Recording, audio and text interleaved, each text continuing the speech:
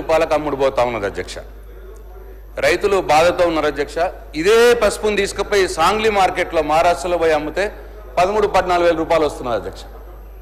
అంటే మేము కూడా పోయినాం అధ్యక్ష, మార్కెట్ అధికారులతో మాట్లాడినాము, చేసినాము. అయితే అక్కడ ఏం జరుగుతున్నది అధ్యక్ష, ఈ యొక్క ఖరీదారులు సిండికేట్ అయిపోయి వాళ్ళకు కొందరు మార్కెట్ కమిటీ అధికారుల సాయం తీసుకొని రేటును తగ్గిస్తూ ఉన్నారు అధ్యక్ష.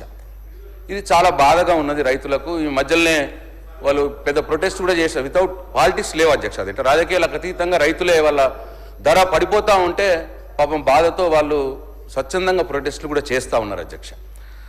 అయితే సాంగ్లీలో ఇక్కడ ఇష్యూ ఏంటంటే అధ్యక్ష, సాంగ్లీలో 14,000కి ఎట్లా అమ్ముడుపోతున్నది ఇదే పసుపు, నిజామాబాద్ మార్కెట్లో 8-9 వేలకు ఎందుకు తగ్గింది? ఇది సాల్వ్ కావాల్సినటువంటి విషయం అధ్యక్ష. అట్లనే అధ్యక్ష ఇంకో పక్క విచిత్రం ఏంటంటే అధ్యక్ష, పసుపు బోర్డు ఈ మధ్యలో కొత్తగా ఏర్పాటైంది అధ్యక్ష.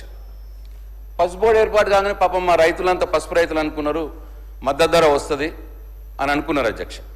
ఎందుకంటే అప్పుడు బీజేపీ వాళ్ళు ఎన్నికలప్పుడు హామీ ఇచ్చినారు, పసుపు బోర్డు మద్దతు ధర 15,000 రూపాయలు ఇప్పిస్తామని. పసుపు బోర్డు వచ్చింది. పసుపు బోర్డు లేనప్పుడు లాస్ట్ ఇయర్ 16,000 మద్దతు ధర ఉండేది అధ్యక్ష పసుపుకి. ఈ ఇయర్ ఇప్పుడు పసుపు బోర్డు వచ్చినాక 8,000-9,000కి అయిపోయింది అధ్యక్ష. ఇది ఇట్లా ఉన్నది అధ్యక్ష. అయితే ఈ సందర్భంగా రైతులు ఇప్పుడు ఏం కోరుతున్నారంటే అధ్యక్ష, ఈ ఎవరైతే సిండికేట్ అయ్యి ఖరీదారులు సిండికేట్ అయ్యి రైతులని వాళ్ళు పాపం ఫోర్సబుల్గా, అంటే ఆన్లైన్ ఉంటుంది అధ్యక్ష, ఏం చేస్తున్నారు 2-3 కుప్పల్ని ఆన్లైన్ వాడుతున్నారు, మిగతాది అసలు ఆన్లైన్ ఎవరు పాడారు అందరు కూడా వలుక్కొని. పాడకపోయిన పాపం రైతు 2 రోజులు 3 రోజులు వెయిట్ చేస్తాడు. వెయిట్ చేసిగా ఎంతకు చెప్తే అంతకు అమ్ముకోవాల్సిన పరిస్థితి వస్తూ ఉన్నది. ఈ ఖరీదారుల యొక్క సిండికేట్ కుట్రల్ని వాళ్ళ మీద చర్యలు తీసుకోవాలి రాష్ట్ర ప్రభుత్వాన్ని అని చెప్పి రైతులు కోరుతున్నారు అధ్యక్ష.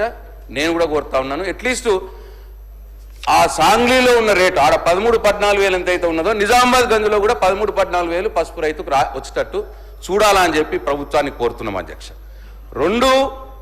రెండు ఈ కేంద్రంతో మాట్లాడి పసుపు బోర్డుతో మాట్లాడి మరి వాళ్ళు 15,000 రూపాయలు క్వింటాల్కు ఎంఎస్పి ప్రకటించే విధంగా చర్యలు తీసుకోవాలని చెప్పి కూడా రైతులు ఈ ప్రభుత్వాన్ని కోరుతున్నారు అధ్యక్ష. 3 అధ్యక్ష, ఇప్పుడు సాంగ్లీ అంత రేటు మన దగ్గర వీళ్ళు ఈ సిండికేట్ని ఛేదించి ఒక రేటు సబ్స్టైన్ అయితే ఒక మంచి రేటు వచ్చేస్తే 12,000 పైన రేటు వస్తే ఏం ఇష్యూ లేదు అధ్యక్ష. ఒకవేళ 12,000 కంటే తక్కువ ఇప్పుడు 9,000 నడుస్తూ ఉంది, 8-9 నడుస్తూ ఉంది. అయితే మీరు కాంగ్రెస్ ప్రభుత్వం కూడా మేనిఫెస్టోలో చెప్పినారు పసుపు పంటకు 12,000 రూపాయలు ఇస్తామన్నారు అధ్యక్ష ఎంఎస్పి.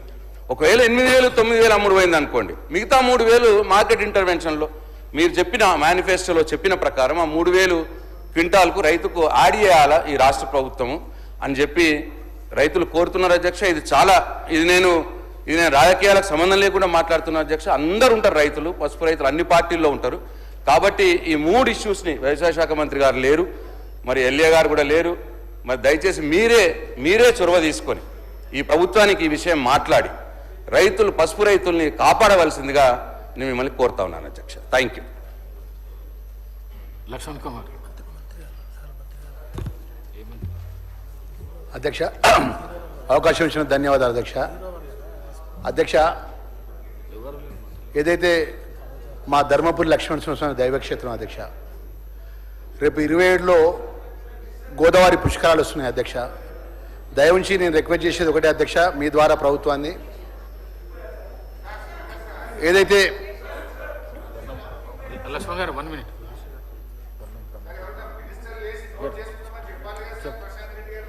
చెప్తున్నాడు.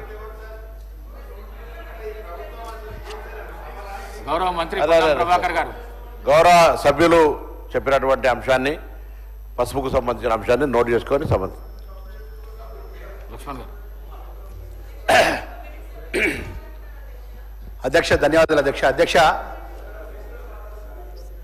ధర్మపురి లక్ష్మణస్వామి దైవక్షేత్రం అధ్యక్ష, స్వామివారు 14,000 సంవత్సరాల కింద వెలిసినట్టు దైవక్షేత్రం, పవిత్రమైన గోదావరి